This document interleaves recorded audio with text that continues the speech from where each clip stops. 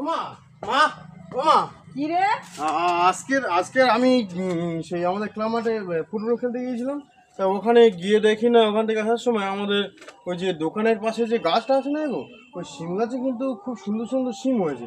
আজকে তুমি সেই স্পেশাল রেসিপি, যে রেসিপিটা ওই একবার বানিয়ে খাইয়েছিলে না, সেই শিম পোড়ার ভোটটা, ওটা কিন্তু আজকের বানাতে হবে। আজকের বন্ধুদেরকে দেখাবো ওই রান্নাটা খুব সুন্দর হয়েছিল। পারুম না 20 টাকা দিয়া যেন আমার মাথাটা কিন্না হালাইছে।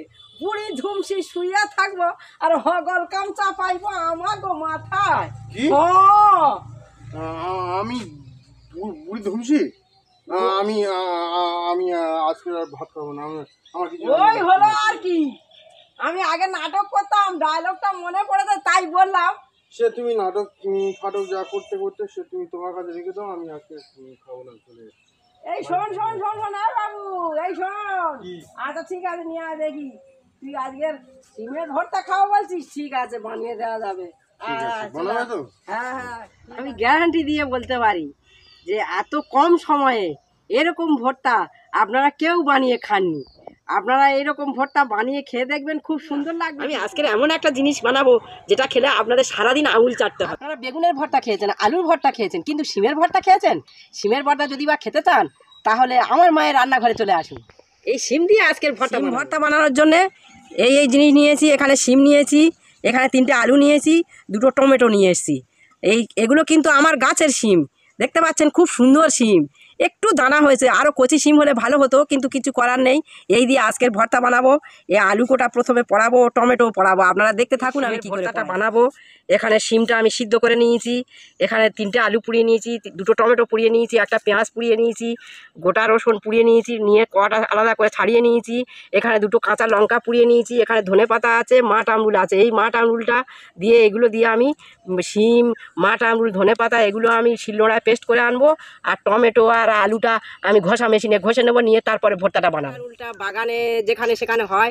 এই মাঠ আমরুলটা টক লাগে, তাই এতে দিলে আমার খেতে খুব সুন্দর লাগবে আমি জানি।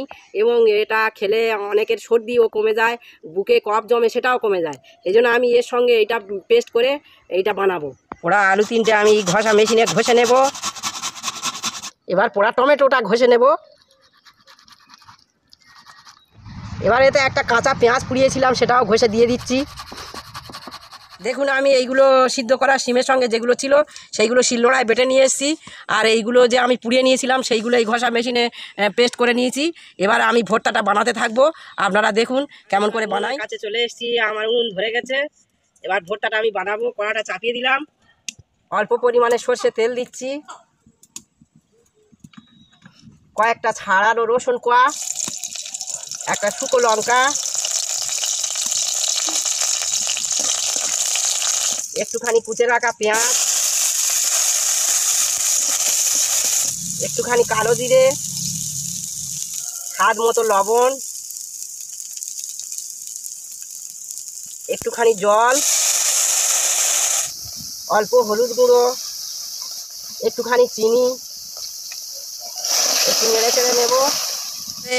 ভর্তা করার জন্য যে মেন উপকরণগুলো এতে দিয়ে দেবো, কিন্তু আলু এবং টমেটো এবং পেঁয়াজ রসুন যেগুলো আমি পুড়িয়ে নিয়েছিলাম এগুলো কিন্তু ধুইবো না, কারণ ধুইলে টেস্টই নষ্ট হয়ে যাবে। তাই খোসাটা ছাড়িয়ে উপর থেকে পেস্ট করে নিয়েছি, নিয়ে এবারে উপকরণগুলো দিয়ে দেবো। এতে একটু নেড়ে চেড়ে নেবো। আর একটুখানি অল্প পরিমাণে জিরের গুঁড়ো এবং গোলমরিচের গুঁড়ো এতে দিয়ে দেবো। আর একটুখানি সর্ষের তেল উপর থেকে ছড়িয়ে দেব, দিয়ে নেড়ে চেড়ে দেব।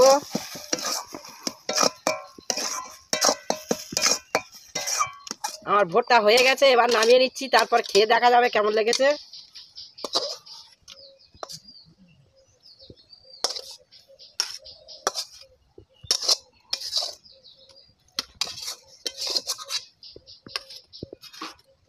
আমার মা আজকে আমার আবদারে শিম পোড়ার ভর্তা রান্না করেছে।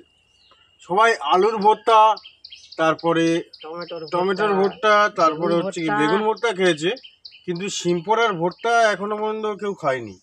এই শিম পোড়ার ভর্তা রান্না করেছে, সেদিনকেও রান্না করেছিল। আজকের আমি দোকানের পাশ থেকে শিমগুলো পেয়ে নিয়ে এসেছি, ভর্তাটা খুব সুন্দর লেগেছিল। তো আজকের বন্ধুদের কাছে শেয়ার করবো, সেদিনকে রান্না করেছিল ভালো লেগেছিল, আজকে রান্না করেছি কেমন লেগেছে।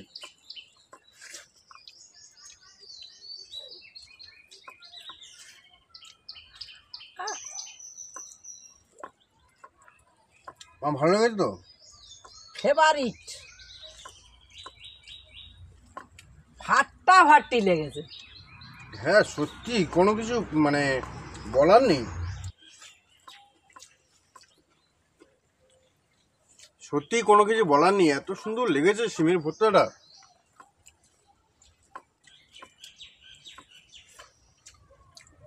বন্ধুরা এরকম করে কেউ খেতে দেখবে একবার, খুব সুন্দর লাগবে কিন্তু। আর ভালো লাগলে আমাদের পাশে থেকেও লাইক কমেন্ট করো, এটুকুই। তো আজকে পর্যন্ত টাটা, বিদায় আমার মায়ের রান্নাঘরে। নেক্সট টাইম আবার একটা ভিডিও নিয়ে আসবো। আমার মায়ের রান্নাঘরে ভিডিও পাবলিশ করা হয় বৃহস্পতিবার সন্ধ্যে 7টায় এবং সোমবার সন্ধ্যে 7টায়। তো তোমরা আমার মায়ের রান্নাঘরের ভিডিও দেখার জন্য এই দুটো টাইম উপস্থিত থাকবে। ধন্যবাদ। তো আমাদের পাশে থেকেও লাইক কমেন্ট করো।